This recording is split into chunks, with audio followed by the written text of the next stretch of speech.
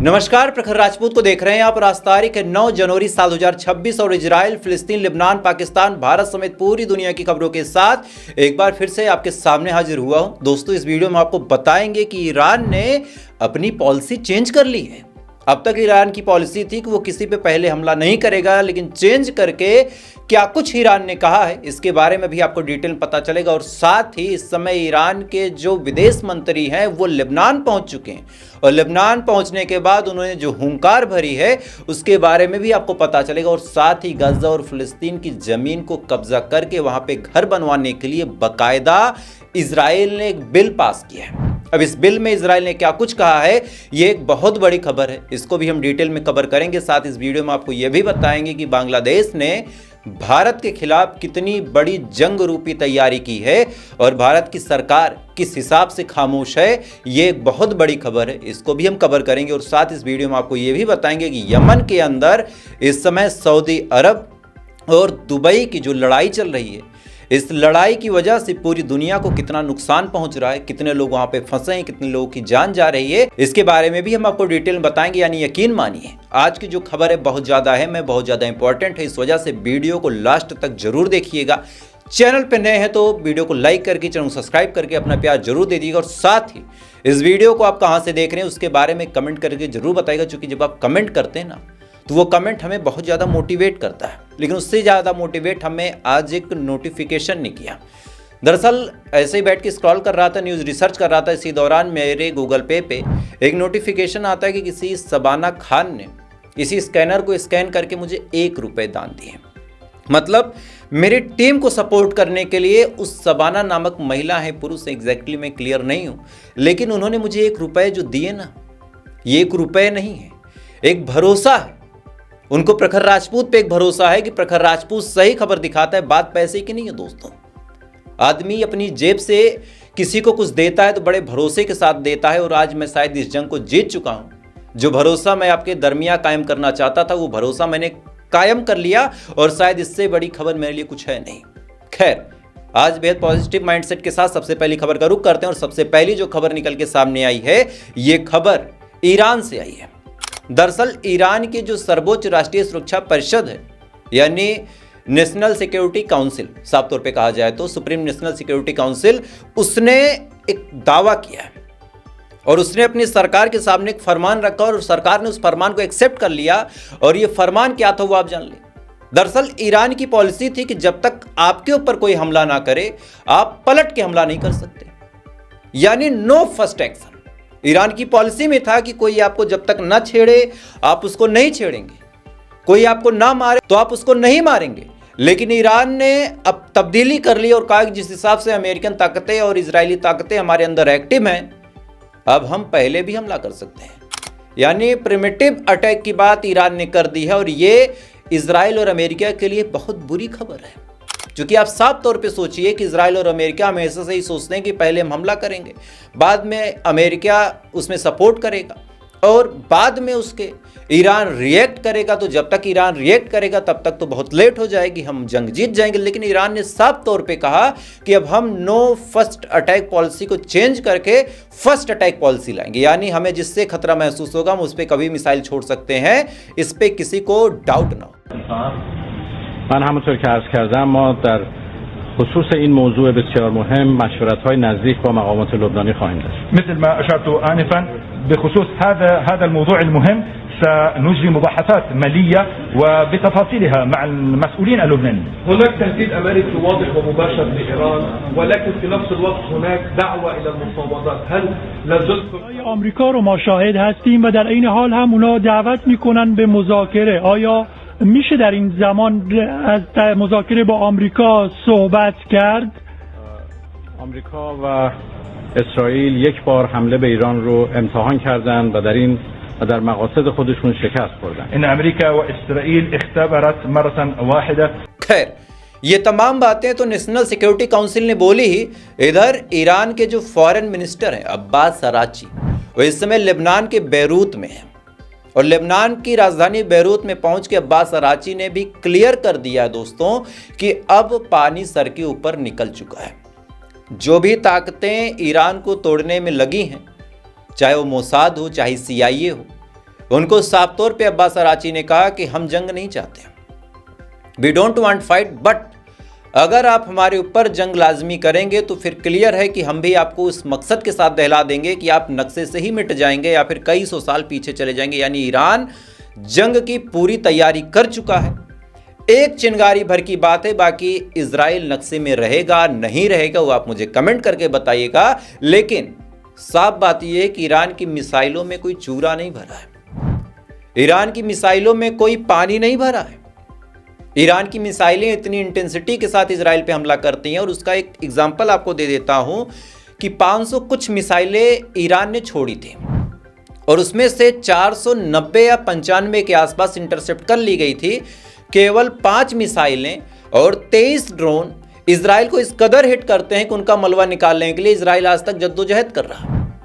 Iran को कई अरब dollar का नुकसान तो हुआ, लेकिन कई हजार अरब का डॉलर इजराइल को नुकसान के तौर पे ईरान ने गिफ्ट कर दिया। और इस बार ईरान ने कहा कि हम फर्स्ट अटैक करेंगे। अब इस फर्स्ट अटैक का क्या रिजल्ट होगा ये आप समझ सकते हैं। खैर, इधर एक और बड़ी अपडेट निकल के सामने आई कि ईरान के अंदर प्रोटेस्टरों ने अब अति कर दी है। क्यों कह रहा हूं आप समझिए। ईरान के प्रोटेस्टरों ने पहले तो खामनेई के डेथ के नारे लगाए, डेथ टू खामनेई, बात यहां नहीं बनी। तो फिर जो सरकारी संपत्तियां थी उनको नुकसान पहुंचाया, बात वहां भी नहीं बनी। उसके बाद जो असलहे बारूद वाला कारखाना था ईरान का, उस पर हमला किया। और कल रिपोर्ट निकल के सामने आई कि IRGC जो इस्लामी रिवोल्यूशनरी गार्ड कॉर्प है उसके हेडक्वार्टर पे भी इन प्रोटेस्टरों ने हमला किया। अब इस हमले के बाद ईरान की सरकार ने साफ तौर पर यह कह दिया है कि अगर आप शांतिपूर्ण तरीके से प्रोटेस्ट करते हैं, प्रदर्शन करते हैं, तब तो बात ठीक है। लेकिन अगर आप शांतिपूर्ण तरीके से प्रोटेस्ट नहीं करते हैं तो फिर आपके साथ वो किया जाएगा जिसके बारे में आप कभी सोच नहीं सकते। और इसी के बाद रिपोर्ट निकल के सामने आई है कि ईरान ने जासूसों को पकड़ना शुरू कर दिया, जिसने इस पूरी आग को भड़काया। जासूसों को पकड़ा और पकड़ने के बाद कल एक आदमी को लटका दिया। मतलब एक नजीर कायम कर दी ईरान ने कि देखो तुम हमारे अंदर जहर घोलोगे तो हम बातचीत नहीं करेंगे। और एक सफल देश वही है जो अपने दुश्मनों से ज्यादा बातचीत ना करे। तुम हमें एक मारोगे, हम तुम्हें 10 मारेंगे, तभी आप सुरक्षित रह सकते हैं। इसी फार्मूले के साथ अगर आप ज्यादा बातचीत करेंगे तो आप कभी सुरक्षित नहीं रह सकते। इस बात को आप याद रखिएगा, यह नियम होना चाहिए। आप एक बात हमेशा याद रखिएगा कि लड़ाई उसकी नहीं होती जो शांत रहता है, लड़ाई उसकी नहीं होती जो लड़ना बहुत अच्छे से जानता है। उसी से लोग डरते हैं और डरने के बाद उसी के आगे भागते हैं। बहरहाल एक और बड़ी अफसोसनाक खबर निकल के सामने आई और एक वीडियो भी है। वीडियो आपको नहीं दिखा सकता, उसके पीछे वजह यह कि वीडियो में बड़ा गंदा सा वायलेंस है। रिपोर्ट ये निकल के सामने आई, NDTV की भी रिपोर्ट आप अपनी स्क्रीन पे देख सकते हैं। और NDTV गोदी मीडिया नहीं है अभी तक तो मैंने जो देखा है।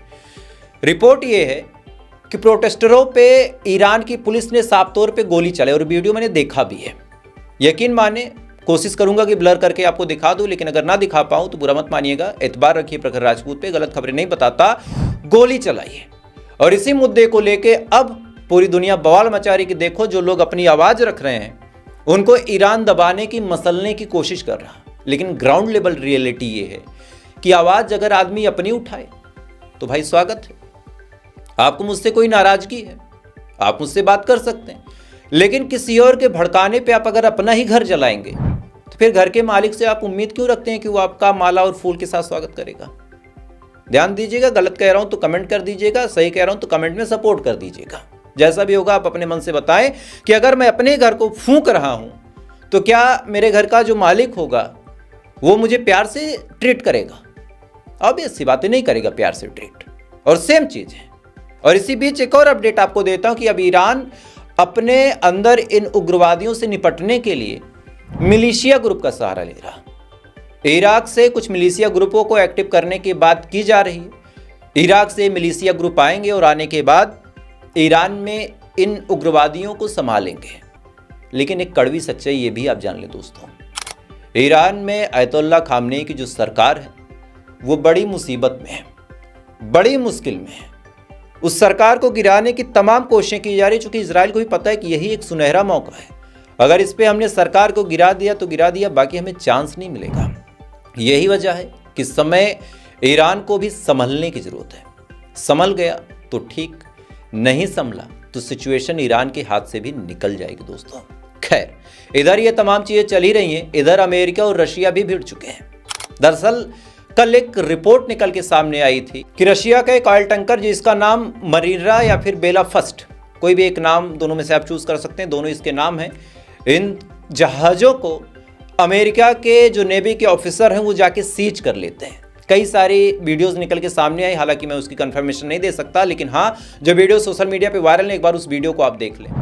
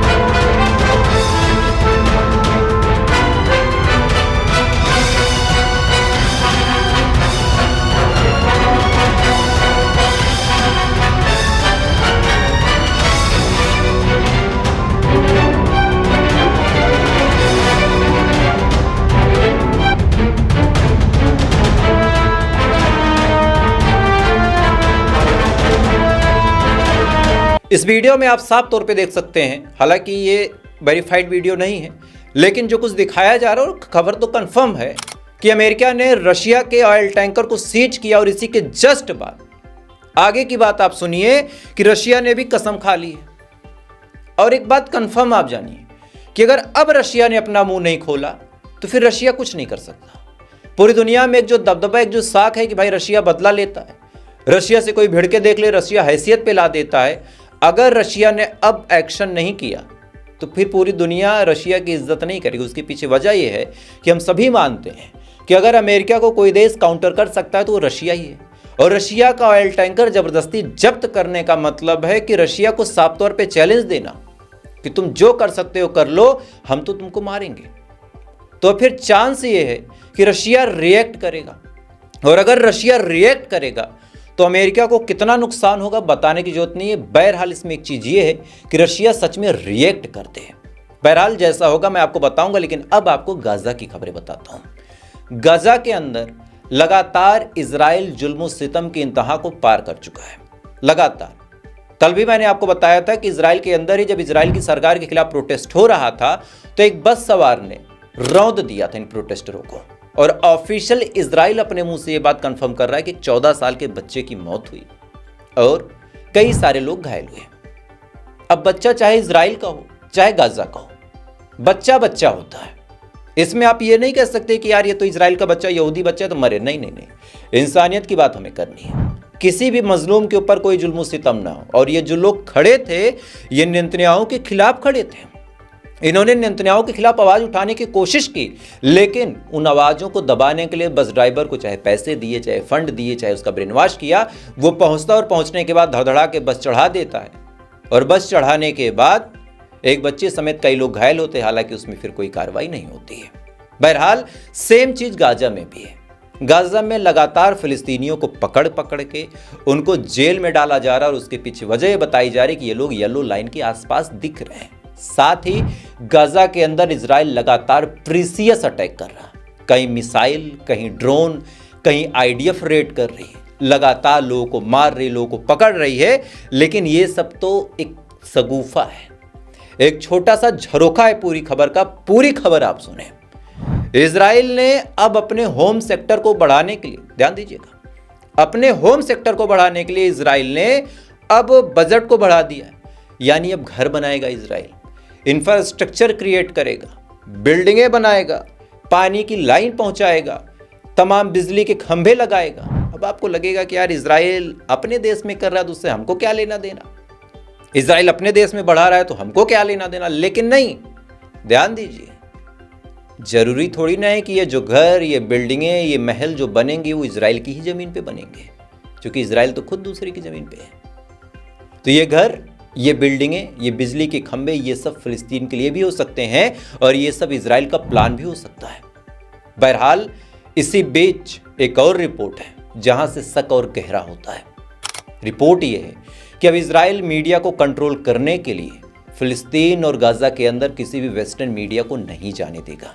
यानी फिलिस्तीन में क्या चल रहा, गाजा में क्या चल रहा, अब आपको अगर मैं बताता हूं तो बहुत ही मुश्किल से बता पाऊंगा, क्योंकि मीडिया जाएगी नहीं, और जब मीडिया जाएगी नहीं तो फिर वहां से खबरें आएंगी नहीं, और खबरें ही नहीं आएंगी तो बताऊंगा कैसे, मैं तो जा नहीं सकता। तो अब ध्यान दीजिए कि गाजा और फिलिस्तीन से मीडिया बाहर, साथ ही फिलिस्तीन के लिए बजट भी पास हो गया। तो कहीं ऐसा तो नहीं कि फिलिस्तीन की जमीन पे कब्जा करने के लिए इजराइल ने पूरा मूड बना लिया हो सकता है। खैर, इधर ये तमाम चीजें दोस्तों चल ही रही। इधर बहुत बड़ी अपडेट निकल के सामने आई है कि सऊदी अरब और दुबई की झड़प के बीच अलग अलग देशों के हजारों लोग फंस चुके हैं। दरअसल यमन के पास एक द्वीप है जिसका नाम है सोबोत्रा। सोबोत्रा के पास कई सारे लोग टूरिस्ट प्लेस मानते हैं, वहाँ पे घूमने के लिए गए थे। वहाँ पे समुद्र है, नारियल के पेड़ हैं, बीच का पूरा व्यू है। इस वजह से वहाँ पे डेली के डेली हजारों लोग जाते हैं। वहाँ पे गए भी थे। अचानक से जब जंग भड़क उठी तो भड़कने के बाद लोगों को भागने का मौका ही नहीं मिला और इस वजह से वहां पे वो लोग फंसे हुए हैं। इधर कहानी ये है कि जो एसटीसी है वो पीछे हटने को तैयार नहीं है। इधर यमन लगातार धमकी दे रहा और साथ ही दुबई हमले पे हमले किया जा रहा, भले ही खबर आए या ना आए। जैसे सूडान की खबरें शुरू में आपको नहीं मिली थी, 2 साल बाद मिली जब जमीन लाल हो गई। तो सेम हाल इस समय दुबई भी मचा रहा है, सऊदी अरब भी मचा रहा है और हुतीस ग्रुप भी मचा रहे हैं और मारी जा रही है केवल यमन की जनता। इस वजह से ये जो लोग फंसे हैं इनको रेस्क्यू करने के लिए अलग अलग सरकार से डिमांड की जा रही है, लेकिन देखते हैं कि होते हैं कि नहीं। क्योंकि कौन सी सरकार तवज्जो देगी, कौन सी सरकार उसमें ध्यान देगी, वो बात की बात हो जाएगी। खैर, इधर पूरी दुनिया में हलचल है। इधर अपने पड़ोसी का हाल सुन लीजिए। बांग्लादेश ने भारतीयों के लिए वीजा और मुश्किल कर दिया। पहले तो मुझे ये नहीं समझ में आता कि ये कौन से भारतीय जिनको बांग्लादेश जाना है। भाई, भारत छोड़ के बांग्लादेश जाना किसको है? खैर, जिनको जाना है, अगर वो चेन्नई में है, मुंबई में है या फिर बेंगलुरु में है, कोलकाता में है, तो उनके लिए वीजा अप्लाई करना बहुत मुश्किल हो गया या फिर साफ तौर पे कहा जाए तो नामुमकिन हो गया। और इधर इतना टॉर्चर करने के बावजूद, यानी भारत के लोगों को परेशान करने के बाद, हिंदुओं को मारने के बाद, बांग्लादेश की सरकार ने भारत से 1.8 मिलियन लीटर डीजल की बात की है। 1.8 मिलियन लीटर मतलब कई हजार टैंकर भर जाएं, इतना तेल डिमांड की है डीजल की। और उम्मीद है कि ये डिमांड भारत सरकार पूरा भी कर देगी, क्योंकि चावल की आपूर्ति में भारत सरकार ने कोई कटौती नहीं की। अडानी साहब बिजली भर भर के बेचते हैं बांग्लादेश को, और यही सवाल कोई उठा ले तो वो देशद्रोही। अडानी साहब आज तक बिजली बेच रहे हैं और इस अमृतकाल में, ये जो बीजेपी का अमृतकाल, इसमें किसी का भला हो ना हो, अडानी का बहुत हो गया। रिपोर्ट आपके सामने, आप अपनी स्क्रीन पे देख सकते हैं कि जो अडानी अब तक एयरलाइंस खरीदते थे, उन्होंने ब्रिटेन और जर्मनी की कंपनियों से हाथ मिला के अब एयरलाइन बनाना भी शुरू कर दिया। यानी किसी का भला न हो ना हो, अडानी का होगा। शाहरुख खान एक खिलाड़ी को खेलने के लिए बुलाता है तो वो देशद्रोही है, लेकिन अडानी बिजली देते हैं तो वो ईमानदार है, वो देशभक्त है। कांग्रेस अगर कुछ कर दे तो कांग्रेस देशद्रोही है। बीजेपी सरकार डील कर रही है और उम्मीद है कि कर भी लेगी तो वो देशभक्त है। कांग्रेस हिंदुओं की दुश्मन है और बीजेपी हिंदुओं की दोस्त। क्रोनोलॉजी समझिएगा, क्योंकि मित्रों अच्छे दिन आने वाले हैं। तो इंतजार कीजिए, मैं भी कर रहा हूं अच्छे दिन का। बाकी जैसा होगा आपको बताऊंगा। बहरहाल अभी के लिए बस इतना ही। बाकी थोड़ी देर बाद आपसे फिर मुलाकात होगी ऐसी किसी अपडेट के साथ। तब तक आप अच्छे रहें, खुश रहें, अपना ख्याल रखें, अपने देश का ख्याल रखें। जय हिंद। ऊपर वाला आपकी हिफाजत करे।